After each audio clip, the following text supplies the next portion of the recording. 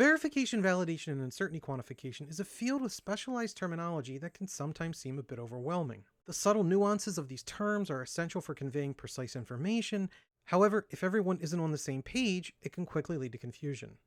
Hi, I'm Josh, and welcome to the VVUQ channel, and today we're going to examine a standard published by the American Society of Mechanical Engineers, or ASME, which tries to put everyone on that same page. ASME VVUQ-01 provides simple definitions for all the key terms you'll come across. Plus, it offers valuable insights into each of these terms, making it easier to navigate the world of VVUQ. On top of all this, the good folks at ASME intentionally made the standard free to encourage you to download it, use it, and share it with your friends. For more information on the ASME committee or to download the standard, check the description below, and sit back, relax, and enjoy as we explore ASME VVUQ-01.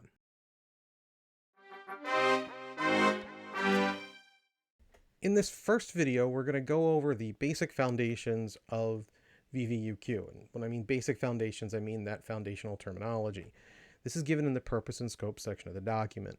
Now, these terms aren't the interesting terms that I think most people think of, like verification, validation, and uncertainty quantification. However, they're necessary to talk about those terms. For example, one thing we're going to want to talk about is a computational model. Well, to talk about it, we have to define it. But before we define computational model, we have to define model. And before we define model, we have to define system. And before we define system, well, we need to understand why we even need to think of this in the first place. So these first terms under purpose and scope are really those foundational terms that we'll then build on till we get to those more complex terms like VVUQ. These terms include question of interest, context of use, system, system behavior, system state, quantity of interest. So we'll begin with question of interest. Now, the question of interest is defined as the specific question, decision, or concern that is being addressed. It's basically just the question you're interested in. It's really simple definition. It's a really basic term, but it's a basic term that's needed. And to the best of my knowledge, it's a basic term that this document kind of puts forward. In a lot of cases, the document is just going to use terms that are already out there. Question of interest was one that we thought needed to be out there because we had this concept and we didn't have any definition of it in any basic verbiage for it. So question of interest, it's the question you're interested in answering. Why is it important to even identify it? Well, it's important because we're going to focus a lot on modeling and simulation, but sometimes you can kind of get so deep in the modeling and simulation, you forget there's a reason you're making the model. There's a reason you're performing the simulation.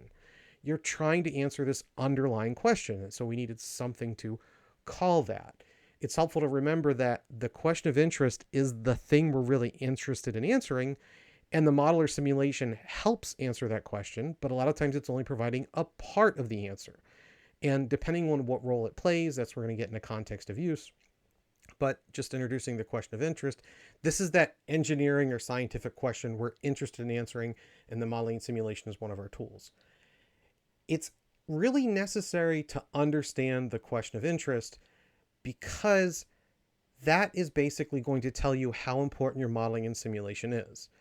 In other words, for any model or simulation out there, the consequences of getting it wrong could be nothing and they could be tremendous. Those consequences are just the consequences of getting the question of interest wrong that the modeling and simulation is there to try to help answer. And from a VVUQ perspective, we care a lot about that because a lot of times the magnitude of those consequences directly influences your VVUQ effort. If your question of interest pretty much has no consequences in getting wrong, it's something interesting you kind of want to know, you're not going to spend thousands and millions of dollars doing VVUQ. On the other hand, if this is a really big deal, you're probably going to spend some resources. So to represent question of interest, I like to try to represent a lot of these things in pictures. So I just think of a bridge over water, and you've built this bridge and you probably want it to stand up. So there's a couple questions of interest we could ask. Is the bridge safe? Can it withstand an earthquake? Maybe something very specific. Can it hold 600 pounds? Each of these has probably been used as questions of interest in the past, and we could use modeling and simulation to try to help answer the questions. So when I think of a question of interest, I just literally think of a giant question mark. That's it. It's the question I'm interested in answering. This is that kind of puzzle I'm trying to solve. So question of interest, the specific question, decision, or concern that is being addressed. I like to think of it as that giant question mark. once you kind of understand the question of interest, now we can kind of dig a little further and understand the context of use. Context of use is defined as the specification of the role and scope of the computational model used to address the question of interest. That definition is a little bit loaded. It's pretty much just focusing on role and scope, and we need to understand what those are. So what is the role of the model in simulation? Well, one way to really understand its role is basically asking the question, if we had to solve this question of interest and we couldn't use modeling in simulation, your computer breaks, whoever knows whatever reason, you can't use it. Well, what would we do then? Is this something where, okay, well, now we can't solve the question of interest, we can't answer it? Or would we just go do something else? And so this really helps you understand the role that the model or simulation has in answering the question of interest. The scope is one that I'll admit I'm a little fuzzy on. Even reading the standard, even reading in other documents which talk about the scope. And the closest I can really get is that the scope is really understanding what are the consequences of getting the simulation wrong, model wrong. What is the consequences of getting this question of interest wrong? So role, how much of a role does the model or simulation play? Scope, how important is it to get that correct? And so I like to think of, again, we start with this question of interest. And earlier I said you can kind of think of it as it's a puzzle we're trying to answer. And so I just like to think of it as a puzzle. That's the answer. That's what we're after. And where context of use comes in is it's really understanding where modeling and simulation fits into that puzzle piece, where how much of an answer it is. So we think of, okay, well, does it play a big role or a small role in answering the question of interest? In other words, is it one piece of the puzzle or is it most of the pieces of the puzzle? If you got rid of modeling and simulation, would you still have your answer, or no, you pretty much need modeling and simulation? So that's that role that modeling and simulation plays. And finally, the scope. I tend to think of it as, is it a small puzzle? Not that important. Or is it a huge puzzle? It's really important. People may get hurt. People may die. You might lose a lot of money. Those type of things, kind of understanding the scope in the context of use. So in a summary, context of use, the specification of the role and scope of the computational model used to address the question of interest. And I just kind of think of it as you're answering the question of interest. You've got all the pieces to the puzzle. How big is that puzzle, and what role does modeling and simulation play? Question of interest and context of use help us define this problem we're going to solve. But now we want to get into the terms that are specifically for modeling and simulation. And those terms don't actually begin with model or simulation, because almost every definition of model is the representation of something. And so since we're going to define model pretty much the same way, we need to define what that thing that we're going to represent is, and we define that thing as a system. So the system is defined as an entity, environment, object, phenomena, process, or combination thereof. In effect, it can be anything. I haven't really been able to think of a thing that couldn't be considered a system. So this definition has been criticized for being intentionally broad, but it was intentionally broad because if you're going to talk about modeling and simulation, and we're going to say a model or simulation is a representation of a system, then you've got to define your system such that anything anyone can create a model of would be classified as, can be understood to be a system. So it can be pretty much anything. Usually with a system, the boundaries are what's most important. So it's not, you're trying to figure out what's inside the system and then what's external to the system.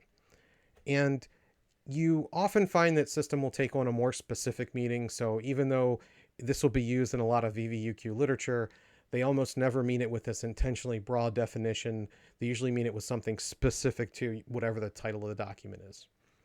So if it's like nuclear, they'll talk about nuclear systems or airplane systems.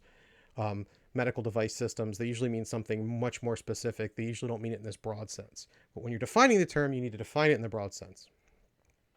So what do you think of a system? So we go back to our bridge. Well, it's just that bridge. That's the system we're interested in. It's anything you can put that little dotted box around. You can do this around a car, an airplane. You can do this around a body part. You can even do this around just ideas like finances. You can think of financial systems. Any of these things are systems. So system, an entity, environment, object, phenomena, process, combination thereof, pretty much anything. It's just anything you can put around a box, even an idea. So the system is important, but as we get to modeling and simulation, we really want to understand the parallels between modeling and simulation and these things like systems. And system itself, you might want to say, oh, we model a system. It's kind of true, but not really. Really, we model system behavior. And system behavior is the action, work, or response of a system. We're generally not interested in the behaviors of, or every behavior of a system, only some. And this has kind of become popular recently, where people are talking about creating digital twins and exactly replications of real world systems. And they say, oh, we want to model it exactly. And I understand that people say that, but they almost never mean it. For example, like if you're modeling an airplane turbine, that turbine has a taste. I mean, I've never tasted a turbine blade, but it has to have some taste. No one has ever said, hey, how do we model the taste of that turbine? You don't care about that. And the whole point about system behavior is to remind you that there are some behaviors you're going to care about that your system has. There are going to be some behaviors that you're not going to care about. Sitting there, yes, that turbine has a real taste. If you're going to try to model that turbine exactly, you're going to have to model it. You don't need to model every system behavior, only the ones you're interested in. So I like to think of these system behaviors, and the standard defines it as kind of like the transfer functions. Because they're in our system, they take the inputs that are important and they map it to some outputs of the system. And the goal that we're going to be interested in modeling and simulation is to basically correctly represent those behaviors. So before we had our bridge, we put a little box around it. We said, this is our system. Now we're going to add a little bit. We're going to say, okay, this is going to have some inputs. It's going to have some outputs. Maybe the inputs are the weights of the bridge, the wind, whatever. And to kind of represent that a little bit, I like to think of like complex little functions where you're taking those inputs and you're just moving them around and doing things and changing them. And those are the system behaviors. And a system has a whole bunch of different behaviors. Here we've kind of mapped out one. We could have mapped out a whole bunch. So just system behavior. So system behavior, the action, work, or response of a system. And I like to just think of it as some kind of changing in that little box, and you're taking the input and mapping it or taking it to the output. Once we define system behavior, we can now define a system state. This word was interesting because it was one of the last words defined in the standard. Went through it most of the way and then kind of realized, geez, we need this term. And so a system state is defined as the collection of values of the parameters or variables that are results of the system behavior. So we define system behavior, but we need to identify a system behavior, basically all of the values that are associated with a specific behavior at a specific time. So most people are familiar with initial conditions. So initial condition would just be the system state at the beginning of some scenario. And you could think of the final condition as the system state at the end of that scenario. And then you can think of the boundary conditions are the system states on the boundaries during that scenario. So if we go back to this nice little model of system behavior and we say, well, what is the system state? Well, now we don't just have dots. We have to kind of think of each of these little points as variables. I think variables or parameters, whatever you want to call them right now. We're not making a distinction between variable and parameter. We're saying, hey, for some time step, each of those variables is going to have a different value. And when you just do kind of like a freeze frame, that's your system state. So system state, the collection of values of the parameters or variables that are results of system behavior. And if that's your system state, you're going from x0 to xn. It's just the value of all of those variables at a specific time. With system state defined, we can now define the last term in this first set, the quantity of interest. And this is one that doesn't quite follow with the others. We are having a really nice building system behavior, system state, and we're going to continue that in the next section, model, simulation. Quantity of interest was a term that we needed to define, and so we just kind of define it in this section. It was the best place to define it, and it's just a quantity that provides important information about the system state. This is a recognition that not all system variables or parameters are equally important. Your system is going to have tons of values you just don't care about. Thinking ahead, when we talk about computer simulations, when you actually calculate your computational model, you're probably calculating millions to potentially billions of values, and you just don't care about a lot of them. You're going to use them as kind of stepping stones to get to those values you really care about. Those values you care about are the quantities of interest. And yeah, that's what what was basically said there. We're only going to focus on a few of the values we actually calculate, not all of them. One of the reasons this term was needed was because everybody uses a slightly different word for this. Quantities of interest, system response quantities, figures of merit are the three main most popular ones. I've seen a bunch of variations even on these. So we just said, okay, we need one term for it. Quantities of interest, QOY. That's what we chose. So again, here we're going to start with the system state. So we've got each of these values. We've identified them. And we say quantities of interest. We pretty much say, hey, maybe we're only interested in X1 and X5. Yeah, X0 and X2, they're great, but we only care about X1 and X5 for whatever reason. How to represent this? So if we think of this chart, again, just a whole bunch of random data as system state, I said I was interested in X1 and X5. So those columns would be my quantities of interest. Of course, again, quantities of interest can be anything. I could say, well, maybe I'm interested in all of the values at a specific time. So all the values at T7 are my quantities of interest. Maybe I'm only interested in a maximum value. Let's say the maximum value of X7. And so that value would be the quantity of interest. It doesn't really matter what it is. It can change. The quantity of interest is just, these are the values I'm interested in. I'm going to need all the others. I'm going to calculate all the others. The quantities of interest are the ones that I'm going to focus on. So quantity of interest, a quantity that provides important information about the system state. And it's just, hey, you've got some values that are highlighting given all the possible values you have to choose from. All right, let's recap. We talked about ASME VVUQ-01, purpose and scope, the very first section.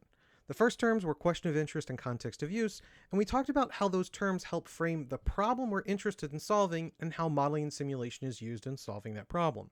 Second, we talked about system behavior, and system state, and about how all these terms are really helping us describe the world around us, how we can break everything into systems that have some behavior, and we can consider the state of each of those behaviors at a certain time. And finally, we talked about the quantity of interest, which is just a way of saying we're not interested in all values we generate, we're just interested in some of them. Remember, you can download the standard using the link in the description. It's freely available, so feel free to take it, use it, share it with your friends. Additionally, I've made the PowerPoint presentation available, so feel free to take that, use that, and share that as well. Finally, in the comments below, please let me know what you found wrong and what you thought was useful. Thanks for watching.